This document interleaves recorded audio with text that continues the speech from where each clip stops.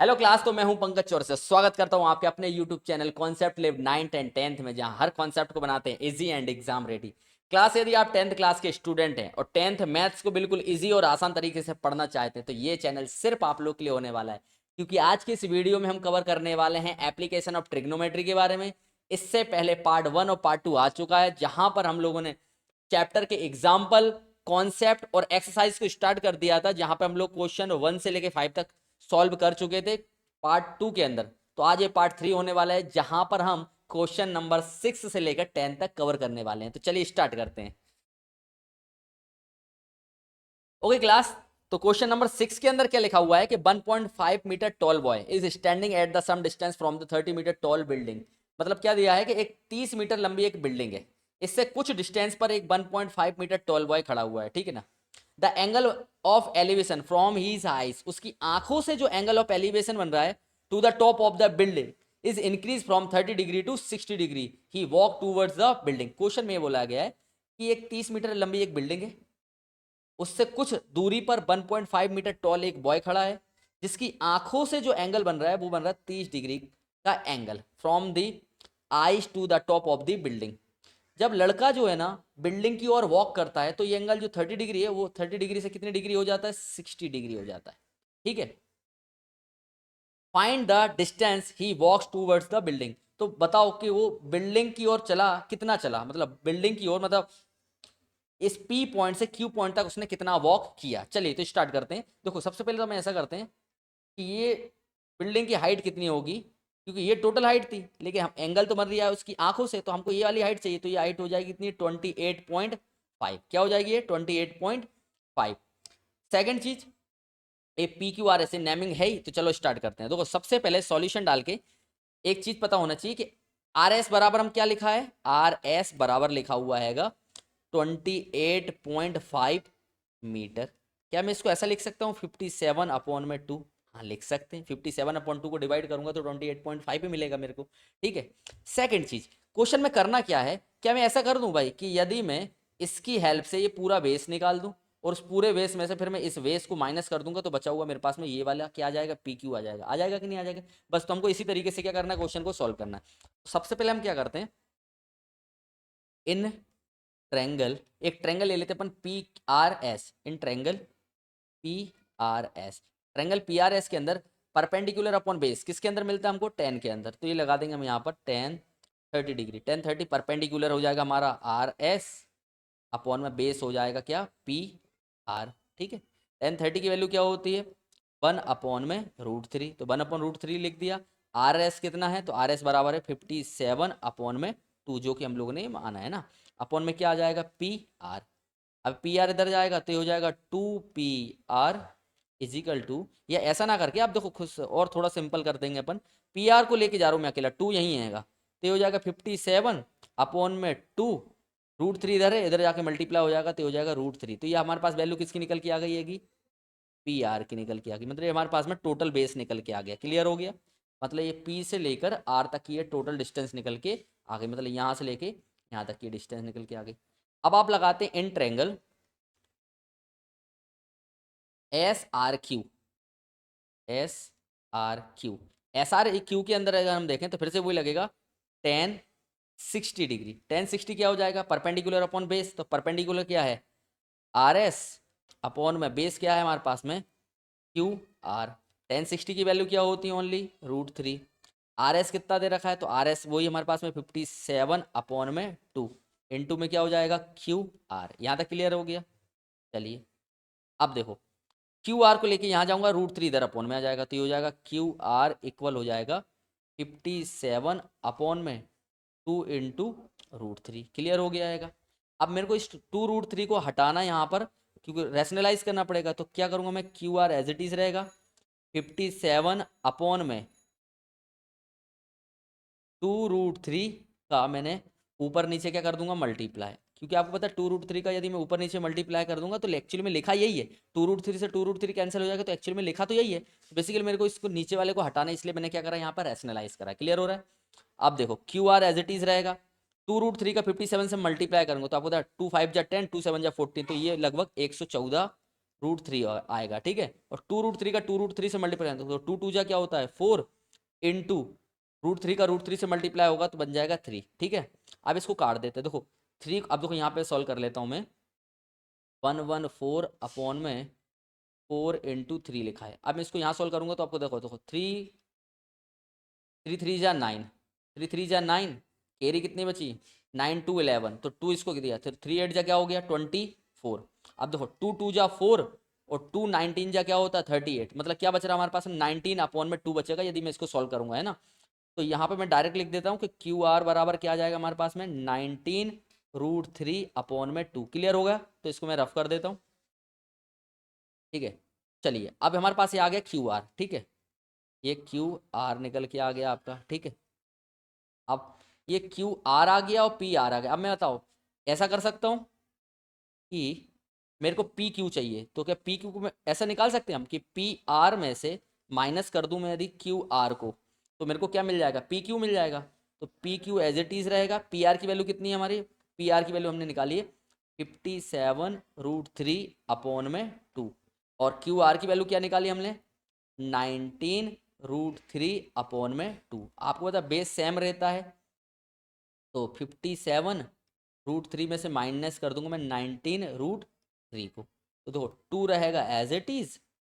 अब √3 ही रहेगा, 57 में से 19 को कर दूंगा माइनस, तो कैरी दे तो 17, 17 में से 9 जाएगा, तो 17 में से 9 जाएगा तो बचेगा कितना 8, हाँ 9 8 17, तो इधर बचेगा 8, और इसको कैरी दी तो बन गया 4, 4 में से 1 जाएगा तो बनेगा 3, बन गया 38। और 38 को यदि मैं डिवाइड कर दूंगा 2 से, तो देखो 2 1 जा 2, और इसको कैरी दी तो 2 9 जा 18, तो 19√3, तो पी क्यू की वैल्यू क्या निकल गया कि 19√3 मीटर। मतलब क्या समझ में आया भैया कि यदि कोई मतलब ये जो लड़का है यदि वो बिल्डिंग की ओर वॉक करता है जहाँ पे 30 डिग्री से 60 डिग्री होता है एंगल, तो वो कितना वॉक करा, तो 19√3 मीटर उसने क्या किया वॉक किया। क्वेश्चन समझ में आया कि नहीं आया। चलिए बढ़ते हैं हम नेक्स्ट क्वेश्चन की ओर। नेक्स्ट क्वेश्चन में क्या लिखा हुआ है, from a point on the ground, एक ग्राउंड पॉइंट से, पॉइंट को मैंने नाम दिया डी, इस डी पॉइंट से the angle of elevation of the bottom and the top of the transmission tower fix at the 20 metre high building. तो क्या है एक 20 मीटर एक बिल्डिंग है, मान लो ये 20 मीटर क्या है एक बिल्डिंग है, इस 20 मीटर बिल्डिंग के ऊपर एक टावर को क्या किया, टावर है इसके ऊपर है ना, एक टावर लगा हुआ है, ठीक है। तो इस टावर के साथ में from the point on the ground, एक ग्राउंड पॉइंट से द एंगल ऑफ एलिवेशन बन रही है, एंगल ऑफ एलिवेशन बन रही है किस किस के बीच में, एक तो bottom and the top of the transmission tower. देखो एक ट्रांसमिशन टावर और इसके बॉटम से और एक टॉप से एंगल बन रहा है कितना 45 डिग्री एंड 60 डिग्री। तो आप अज्यूम कर सकते हो तो नीचे वाला जो होगा 40 डिग्री होगा, ऊपर वाला क्या होगा 60 डिग्री होगा। Find the height of the tower, आपको ये हाइट क्या करनी है, ये वाली हाइट हमको फाइंड आउट करनी है। क्लियर हो रहा है कि नहीं हो रहा है। चलिए तो बढ़ते हैं सबसे पहले, तो देखो आपको परपेंडिकुलर दे रखा है गाय, देखो इस 20 की हेल्प से क्या मैं ये CD की वैल्यू निकाल सकता हूँ, हाँ निकाल सकते हैं। तो सॉल्यूशन इन ट्रायंगल, अब आप कौन सा ट्रायंगल ले रहे हो BCD, इन ट्रायंगल BCD, इस BCD के अंदर हम यदि लगाएं परपेंडिकुलर बेस निकाल, तो परपेंडिकुलर अपॉन बेस 10 होता है, तो 10 45 बराबर आ जाएगा आपका, परपेंडिकुलर हो जाएगा हमारा 20 और बेस हो जाएगा क्या CD, और 10 45 की वैल्यू क्या होती है 1, तो 20 अपॉन में CD, तो आपको पता है CD की वैल्यू निकल के कितनी आ जाएगी 20 मीटर। मतलब आपके पास में ये जो बेस निकल के आ गया वो कितना निकल के आ गया 20√3, ये निकल गया हमारा 20, ठीक है। अब आपको चाहिए ये वाली लंबाई, फिर से हम लगाएंगे इन ट्रायंगल, ट्रायंगल, अब ये ट्रायंगल क्या लगाएंगे हम, ट्रायंगल के अंदर वही परपेंडिकुलर अपॉन बेस, तो इन ट्रायंगल ACD, ACD के अंदर आप देखेंगे तो 10 60 डिग्री, 10 60 क्या हो जाएगा AB प्लस BC अपॉन में बेस कितना निकाला आपने 20, तो ये लगा दिया हमने 20, ठीक है। 10 60 की वैल्यू क्या होती है, तो 10 60 की वैल्यू होती है आपकी √3, चलिए √3 ये हो जाएगा हमारा AB प्लस का BC अपॉन में क्या हो गया 20, ठीक है। और BC की वैल्यू कितनी दे रखी जाएगी 20, तो यहाँ पे अपन ने लिख दिया इसका 20, ठीक है ना। अब ये 20 जाएगा यहाँ पे, तो ये हो जाएगा आपका 20√3 इजिकल टू AB प्लस का 20, प्लस का 20 इधर आएगा तो हो जाएगा माइनस का 20, तो ए बी बराबर आपको कितना मिलेगा 20√3 माइनस का 20। अब 20 को कॉमन ले लेंगे तो ए बी बराबर क्या मिल जाएगा हमको 20 अंडर रूट मतलब ब्रैकेट के अंदर √3 माइनस का 1। क्लियर हो गया। तो ये अपने पास में ए बी के क्या निकल के आ गई है कि मतलब हाइट ऑफ द टावर निकल के आ गई 20 ब्रैकेट में √3 माइनस का 1 मीटर। क्लियर हो गया है। चलिए बढ़ते हैं नेक्स्ट क्वेश्चन की तरफ। नेक्स्ट क्वेश्चन में क्या लिखा हुआ है, a statue 1.6 metre tall stand on the top of the pedestal. मतलब आप लोगों ने देखी होगी सरदार वल्लभ भाई पटेल की जो मूर्ति हैगी हमारी द स्टैचू ऑफ यूनिटी, वो एक पेडेस्टियल के ऊपर रखी हुई हैगी। तो उसके अंदर यही है कि भैया कि एक मतलब आप ऐसा बोल सकते हैं पेडेस्टियल मतलब एक चबूतरा टाइप का, उसके ऊपर क्या है स्टैचू रखा हुआ है। ठीक है। From the point on the ground, the angle of elevation of the top of the statue is 60 degree, and from the same point the angle of elevation of the top of the pedestal is the 45 degree। मतलब pedestal के साथ में angle बन रही है एक ground के साथ, मतलब ग्राउंड से पेडेस्टियल के बीच में जो एंगल ऑफ एलिवेशन बन रहा है वो बन रहा है 45 डिग्री, और स्टेचू के टॉप से साथ में जो एंगल बन रहा है वो बन रहा है 60 डिग्री। तो फाइंड क्या करना है, find the height of the pedestal. समझ में आया। तो ऐसा समझते हैं, तो ये अपने पास में है एक पेडेस्टियल। ठीक है, ये पेडेस्टियल है। इस पेडेस्टियल के ऊपर ना आपकी ये मान लो कोई एक स्टेचू रखा हुआ है। ठीक है, इस प्रकार का कोई स्टेचू हैगा। ठीक है, ये पॉइंट एक ग्राउंड है। इस ग्राउंड के साथ में ना पेडेस्टियल के बीच का जो एंगल बन रहा है वो कितना बन रहा है 45 डिग्री। तो ये बन रहा है एंगल हमारा 45 डिग्री। ठीक है, और सेम इसी पॉइंट से स्टेचू के टॉप पर जो एंगल बन रहा है वो एंगल बन रहा है आपका कितना 60 डिग्री। कितना बन रहा है 60 डिग्री। और स्टेचू की हाइट दे रखी है आपको कितनी 1.6 मीटर टॉल, और आपको निकालना क्या है height of the pedestal. Clear हो गया कि नहीं हो गया। चलिए इसको हम सॉल्व करते हैं, नामकरण कर दें। ये है पी पॉइंट, ये है क्यू पॉइंट, ये है आर और ये है एस। आप नाम अपने हिसाब से भी कर सकते हैं, आप प्रोसीजर समझो, कैलकुलेशन सीखो बस, है ना। क्वेश्चन को सॉल्व कैसे करना है। अब देखो ये हमको दे रखा है और ये हमको क्या करना निकालना है। तो देखो सबसे पहले मैं क्या करता हूं सॉल्यूशन। अब देखो करना क्या हमको, in triangle, in triangle, triangle कौन सा ले रहा हूं मैं 45 डिग्री। तो in triangle P Q R, in triangle P Q R, P Q R बराबर क्या होता है। तो देखो in triangle P Q R के अंदर परपेंडिकुलर अपॉन बेस, तो 10 45 डिग्री बराबर क्या हो जाएगा परपेंडिकुलर अपॉन बेस। 45 की वैल्यू क्या होती है एक्चुअली में 1, परपेंडिकुलर क्या है आपका क्यू आर, और बेस क्या है हमारा पी क्यू। तो यहां से क्या क्लियर हो रहा है कि पी क्यू बेसिकली इक्वल है किसके क्यू आर के। क्लियर हो गया आपको। तो पी क्यू इक्वल है किसके क्यू आर के। पता है ये जो पेडेस्टियल की हाइट है ना वो इक्वल है बेस के। आओ अब आगे हम सॉल्व करते हैं नेक्स्ट। इन ट्रायंगल, अब ट्रायंगल ले रहा हूं मैं पूरा S Q P, in triangle S Q P, S Q P के अंदर 10 60 डिग्री क्या हो जाएगा 10 60 डिग्री एस आर प्लस का क्यू आर अपॉन में क्या हो जाएगा बेस क्या हो जाएगा पी क्यू। 1060 की वैल्यू क्या होती है √3।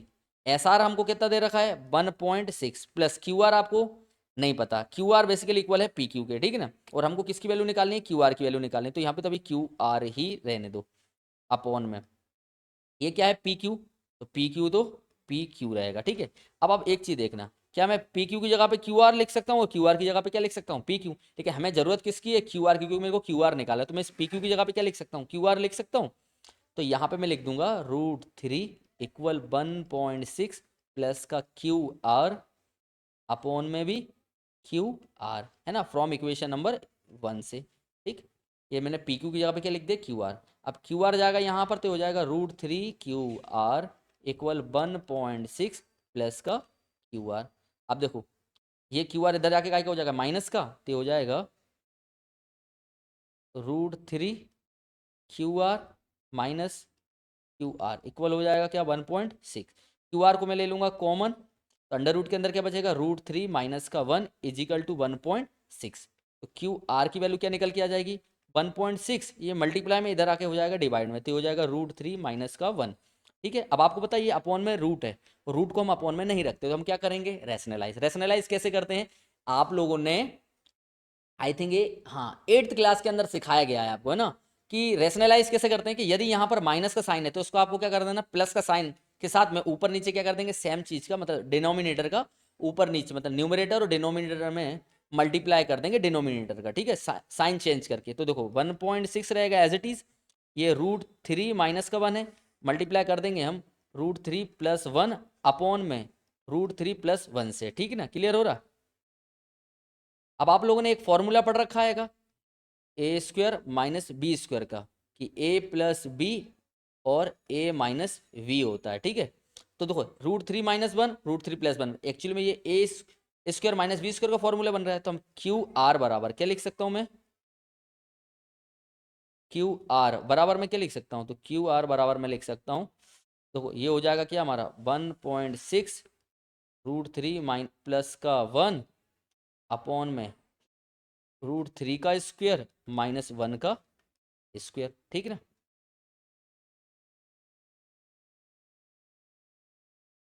अब देखो ये QR रहेगा as it is.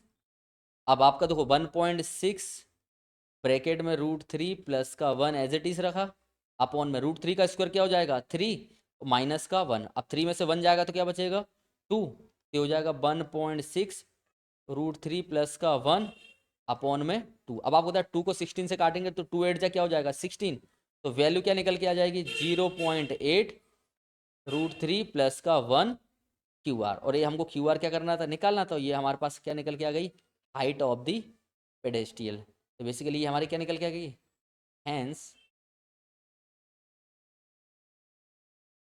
Height of पेडेस्ट्रियल, ठीक है, हाइट ऑफ पेडेस्ट्रियल निकल के कितनी आ गई है कि 0.8 √3 प्लस का 1। क्लियर हो गया आपको, तो ये हमारा आंसर आ गया, ठीक है। चलिए बढ़ते हैं नेक्स्ट क्वेश्चन की ओर। नेक्स्ट क्वेश्चन में क्या लिखा हुआ है, the angle of elevation of the top of the building from the foot of the tower is 30 degree. मतलब आपको समझ में आ रहा है कि यहाँ पे एक बिल्डिंग की बात हो रही है और एक टावर की, मतलब एक बिल्डिंग है और दूसरी क्या है, एक टावर है। तो जो एंगल ऑफ एलिवेशन बन रहा है वो किस किस के बीच में बन रहा है, टॉप ऑफ द बिल्डिंग, मतलब बिल्डिंग के टॉप से from the foot of the tower is 30 degree. मतलब ऐसा समझें कि ये देखो यहाँ पर आपका एक है बिल्डिंग। अब आपको पता है बिल्डिंग तो हमेशा छोटी होती है और टावर हमेशा क्या होता है, बड़ा होता है। तो हमने यहाँ पर बना लिया ये आपका टावर, ठीक है। ये बिल्डिंग के टॉप से टावर के फुट के बीच में जो एंगल बन रहा है वो कितना एंगल बन रहा है 30 डिग्री। तो ये एंगल बन रहा है हमारा 30 डिग्री, ठीक है, क्लियर हो गया। And top of the tower from the foot of the building is 60 degree. मतलब बिल्डिंग के फुट से टावर के टॉप के बीच में जो एंगल बन रहा है वो बन रहा है कितना 60 degree. If the tower is 50 metre high, मतलब टावर की हाइट यदि आपकी कितनी है 50 मीटर हाई है, ठीक है। तो आपको क्या निकालना है, find the height of the building. आपको बिल्डिंग की क्या निकालनी है, हाइट निकालनी। तो बहुत आसान क्वेश्चन है, बहुत आसान। मुझे बताओ क्या आप इस परपेंडिकुलर की हेल्प से बेस नहीं निकाल सकते, निकाल सकते हैं। और बेस की हेल्प से हम क्या निकाल देंगे, परपेंडिकुलर निकाल देंगे। मतलब 10 का ही खेल है पूरा, है ना। चलिए आओ देखते, सबसे पहले सॉल्यूशन डालेंगे, नामकरण कर देते। ये हमारा P है, ये पॉइंट Q नाम दे दे, ये हमारा R नाम दे दिया और इसको नाम दे दिया हमने S। क्लियर हो गया। तो हम लगाएंगे इन ट्रायंगल। कौन सा ट्रायंगल लगा रहे हैं अपन, सबसे पहले लगा लेते हैं ये वाला QRS, in triangle QRS। In triangle QRS के अंदर tan 60 डिग्री, tan 60 क्या हो जाएगा, परपेंडिकुलर अपॉन बेस। परपेंडिकुलर क्या है SR, ये लिख दिया हमने SR, अपॉन में बेस क्या है QR, तो लिख दिया हमने QR, ठीक है। SR की वैल्यू कितनी दे रखी 50, QR की वैल्यू कितनी है हमको निकालनी है QR। और tan 60 क्या होता है, tan 60 होता है √3, ठीक है। तो ये लिख दिया हमने √3, √3 QR इधर आएगा, √3 इसके अपॉन में आएगा, तो QR बराबर आ गया 50 अपॉन में √3। क्लियर हो गया। तो ये हमारे पास क्या निकल गया QR। अब इसको मैं रैशनलाइज कर दूंगा तो √3 का ऊपर नीचे मल्टीप्लाई कर देंगे तो QR की जो वैल्यू निकल के आएगी वो आ जाएगी 50 √3 अपॉन में 3, ठीक है। ये हमारा निकल के आ गया बेस, ठीक है। अब हमको निकालना है height of the building. Height of the building निकालने के लिए अब मैं लगाऊंगा ये वाला ट्रायंगल। तो ये आपकी हाइट निकल के आ गई कितनी 50 √3 अपॉन में 3, ये निकल गया। अब हम लगाएंगे इन ट्रायंगल। अब ट्रायंगल कौन सा लेकर रहा हूँ मैं, ये हमारा लगा RQ मतलब PQR, in triangle PQR। Triangle PQR के अंदर है होगा tan 30 डिग्री। tan 30 क्या हो जाएगा परपेंडिकुलर, बोले तो PQ, बेस कितना है क्यू आर। टेन थर्टी की वैल्यू क्या होती है 1/√3। पी क्यू कितना है हमको निकालना है, और क्यू आर की वैल्यू हमने क्या निकाली 50√3/3। अब आपको पता है ये कैसा लिखाएगा, ये 50√3 इंटू में चले जाएगा √3, सॉरी 3 ऊपर चला जाएगा, ये हो जाएगा हमारा 3 चला गया ऊपर। क्लियर हो गया आपको। अब यहाँ से हमको किसकी वैल्यू निकालनी है कि पी क्यू की वैल्यू। अब पी क्यू कैसे आएगा आपको पता है, पी क्यू निकालने के लिए ये जाएगा इसके मतलब ये डिवाइड वाला जाएगा मल्टीप्लाई में, और 3 आ जाएगा इसके अपॉन में। तो पी क्यू बराबर मैं लिखूँ तो 50 जाएगा इधर, 1 से मल्टीप्लाई होगा तो ये हो जाएगा 50√3, और 3 का मल्टीप्लाई होगा इस 3 से, तो 3√3। क्लियर हो रहा है, ये 3 का मल्टीप्लाई इस √3 से हो जाएगा। ये इधर चला गया और ये चला गया इसके अपॉन में, तो ये 3 इधर आ गया तो 3√3 हो गया। अब देखो आपको पता है √3 से √3 क्या हो जाएगा कैंसिल, तो पी क्यू की वैल्यू कितनी निकल के आ गई 50/3 मीटर। आया समझ में। तो ये बेसिकली हमारे पास क्या निकल के आ गई, हैंस डाल के लिख देना आप कि hence the height of the building क्या निकल के आ गई आपकी 50/√3 मीटर। क्लियर हो गया। चलिए बढ़ते हैं नेक्स्ट क्वेश्चन की ओर। तो क्वेश्चन नंबर 10 में लिखा है two poles of equal height are standing opposite each other on the either side of the road. Question में ये बोला गया है कि ये एक रोड है, ये आपका एक क्या है रोड है, रोड के दोनों तरफ, रोड के दोनों तरफ एक दो पोल्स खड़े हुए हैं जिनकी हाइट क्या है सेम है। तो ये हमने दो पोल्स बना दिए, ये आपके दो पोल्स हो गए, ठीक है, दो पोल्स जिनकी हाइट क्या है सेम है, विच इज 80 मीटर वाइड। मतलब और जो रोड है वो कितना आपका 80 मीटर चौड़ा रोड है, 80 metre wide. From the point R 60 degree and 30 degree. मतलब किसी एक पॉइंट से जो एंगल बन रहा है वो कितना बन रहा है 60 डिग्री एंड 30 डिग्री। तो ये मान लो कि ये पॉइंट हमारा ओ पॉइंट है ना, ये पॉइंट ओ है, और इस ओ पॉइंट से ना एक एंगल बन रहा है 30 डिग्री और एक एंगल बन रहा है 60 डिग्री। अब जाहिर सी बात मुझे बताओ कि आप वो पॉइंट जो बिल्डिंग के जितने करीब रहता है, ऑब्जेक्ट के जितने करीब होता है, वो एंगल उतना छोटा बनता है। तो ये एंगल बेसिकली हमारा क्या होगा 60 डिग्री, और ये दूर है तो ये हमारा क्या होगा 30 डिग्री। क्लियर हो गया। Find the height of the pole. आपको एक तो पोल्स की हाइट निकालनी है and the distance of the point from the poles, और आपको पोल से कितने डिस्टेंस पर है ये वैल्यू निकालनी है। तो इसको नाम दे देते हैं हम ए, ये बी है, और ये ओ है, ये सी है, और ये बेसिकली हमारा क्या है पॉइंट डी है। ठीक है, क्लियर हो रहा है, अच्छे से लिख दें, ये पॉइंट आपका क्या है डी है। क्लियर हो रहा है। चलिए अब हम निकाल लेते हैं, हमको बेसिकली हमको ए बी और सी डी की वैल्यू निकालनी है, और ओ से लेके बी तक की, और ओ से लेके सी तक की ये डिस्टेंस भी बतानी है। ठीक है, सॉल्यूशन डालते हैं, सॉल्व करते हैं इसको। ठीक है, क्वेश्चन में सबसे पहले हम क्या करेंगे, क्वेश्चन में दिया रखा है कि in triangle A B O, in triangle A B O, A B O के अंदर क्या लगाते हैं हम 10 की वैल्यू लगाते हैं 10, क्योंकि परपेंडिकुलर अपॉन बेस 10 ही होता है। तो 10 60 डिग्री, 10 60 क्या हो जाएगा perpendicular A B upon base क्या हो जाएगा ओ बी। 10 60 की वैल्यू क्या होती है √3, और ए बी रहेगा, और यहाँ से ओ बी क्या आ जाएगा अपना, ओ बी तो हमको पता ही नहीं है, तो ओ बी की वैल्यू हमको पता है, तो ओ बी रहेगा, तो ओ बी इधर आ जाएगा, तो ओ बी बराबर क्या हो जाएगा ए बी अपॉन में √3। ठीक है, इस चीज़ को याद रखना। ठीक है, ये भी हमारे काम में आएगी, क्योंकि ये जब हमको ओ बी की डिस्टेंस निकालनी पड़ेगी तो इस फॉर्मूले से हम डायरेक्ट निकाल देंगे। ठीक है, अब करते हैं हम 10 30 डिग्री। 10 30 क्या हो जाएगा परपेंडिकुलर अपॉन बेस, परपेंडिकुलर क्या है सी डी अपॉन में बेस क्या है। अब देखो एक चीज़ और मैं बता रहा हूँ बेस, अब यहाँ पर मैं एक चीज़ आपको कुछ समझा दूँ। एक तो उसने ये बोला है क्वेश्चन के अंदर कि ए बी इक्वल है किसके सी डी के, पहली चीज़। तो सेकंड चीज़, यदि मेरे को ओ से लेके सी तक की लंबाई चाहिए तो क्या मैं ओ सी को ऐसा लिख सकता हूँ कि ओ सी बराबर मैं ऐसा लिख सकता हूँ कि ओ सी इक्वल हो जाएगा 80 माइनस ओ बी, लिख सकता हूँ ओ सी को। मतलब ओ से लेके सी तक की लंबाई क्या होगी, यदि मैं 80 में से ओ बी को माइनस कर दूंगा तो मेरे को क्या मिल जाएगा ओ सी। तो मैंने यही तो लिखा है कि ओ सी बेसिकली किसके इक्वल होगा 80 माइनस ओ बी होगा ना। तो बेसिकली हमको यहाँ पे 10 30 बराबर परपेंडिकुलर अपॉन बेस रखना है। तो परपेंडिकुलर हो गया हमारा क्या ये डी अपॉन में सी, मतलब सी डी, और बेस क्या हो जाएगा ओ से लेके सी। अब देखो ये ओ सी, और इस ओ सी की जगह पे मैं ए लिख सकता हूँ, तो ये हो जाएगा हमारा 10 30, और 10 30 की वैल्यू क्या होती है 10 30 होता है हमारा 1 अपॉन में √3। C D as it is रहेगा, अपॉन में ओ सी की जगह पे क्या लिख सकते हैं हम 80 माइनस का ओ बी, और हमें पता है कि सी डी और ए बी आपस में क्या है, इक्वल है अकॉर्डिंग टू क्वेश्चन। ठीक है, तो मैं यहाँ से किसकी वैल्यू निकाल सकता हूँ, किसी की भी वैल्यू निकाल सकता हूँ। ठीक है, अब देखो इसको मैं ले जाऊंगा यहाँ पर तो और ये आ जाएगा यहाँ पर, या ना लेकर तो सी डी को निकालना हमको। तो देखो सी डी रहेगा एज इट इज, ये हो जाएगा आपका 80 माइनस ओ बी अपॉन में हो जाएगा √3। क्लियर हो गया कि नहीं आया आपको? है ये यहाँ तक चीज़ें रही हमारी। ठीक है, ये क्वेश्चन के अंदर ये गिवन है, ये क्वेश्चन के अंदर क्या है, गिवन है।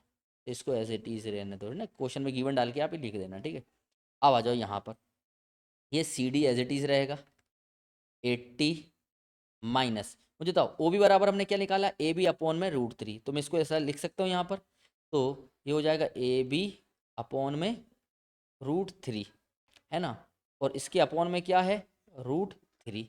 ये बेस सेम करूंगा तो √3 का ऊपर नीचे करूंगा मल्टीप्लाई, और ये इसके नीचे कुछ नहीं है तो ये क्रॉस मल्टीप्लाई होगा, मल्टीप्लाई में यहाँ पे आ जाएगी। तो ये हो जाएगा सी डी बराबर 80 √3 माइनस का ए बी अपॉन में क्या हो गया, बेस √3। और आपको बताइए मल्टीप्लाई होकर जाएगा तो ये हो जाएगा क्या, 1 अपॉन में √3।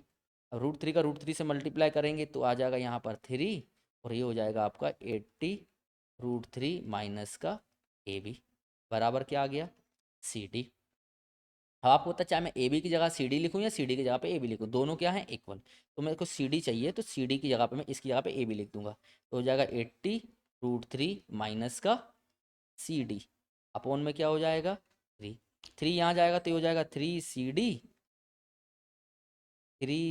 डी इक्वल हो जाएगा 80 √3 माइनस का सी डी। इस सी डी माइनस का इक्वल के साइड जाएगा तो ये हो जाएगा 4 सी डी बराबर हो जाएगा 80 √3। ठीक है, अब यहाँ पर देख लो, इस सी डी निकालूंगा मैं, तो सी डी निकालूंगा तो क्या हो जाएगा 80 √3 अपॉन में 4 को काटूंगा तो आपको पता है सी डी बराबर हमको क्या मिल जाएगा, 20 √3। तो ये देखो हमारे पास सी डी की वैल्यू निकल के आ गई। और आपको पता है यदि सी डी की वैल्यू निकल के आ गई तो सी डी इक्वल है किसके, ए बी के। तो ए बी बराबर मेरे को क्या मिल गया, 20 √3। क्लियर हो गया। तो हमारे पास में हाइट ऑफ द पोल्स तो हमने निकाल दी। अब हमको निकालना ये, अब आपको पता है ओ बी बराबर क्या होता है, ओ बी बराबर हमारे पास में है ए बी। तो ए बी क्या दे रखा है, ओ बी बराबर क्या दे रखा है, ए बी अपॉन √3। तो ओ बी की वैल्यू मैं निकाल सकता हूँ। ओ बी क्या निकल के आ जाएगा, ए बी हमारा 20 √3 अपॉन में √3, √3 से √3 कैंसिल। ओ बी की वैल्यू क्या निकल के आ गई, ओ बी की वैल्यू निकल के आ गई आपकी 20 मीटर।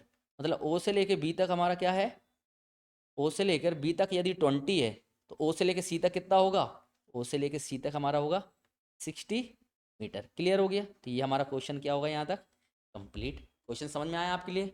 चलिए, क्वेश्चन समझ में नहीं आया तो कमेंट में बताइएगा, दोबारा से कोशिश करेंगे इस चीज़ को, है ना, और आसान बताने की कोशिश करूँगा और कुछ ट्रिक के साथ में। ठीक है, तो यहाँ तक हमारा क्वेश्चन 10 कंप्लीट होता है। मिलेंगे नेक्स्ट वीडियो में जहाँ पर हम इसके बचे हुए क्वेश्चन को क्या करेंगे, कंप्लीट करेंगे। ठीक है, जय हिंद।